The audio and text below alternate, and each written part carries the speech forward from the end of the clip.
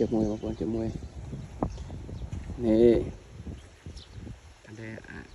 chả cái đạn tiệm biển chưa bây giờ đạn chừng đấy đạn xe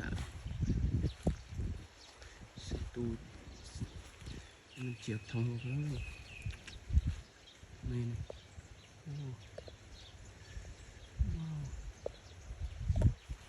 không biết là chưa người ghế không à cái xị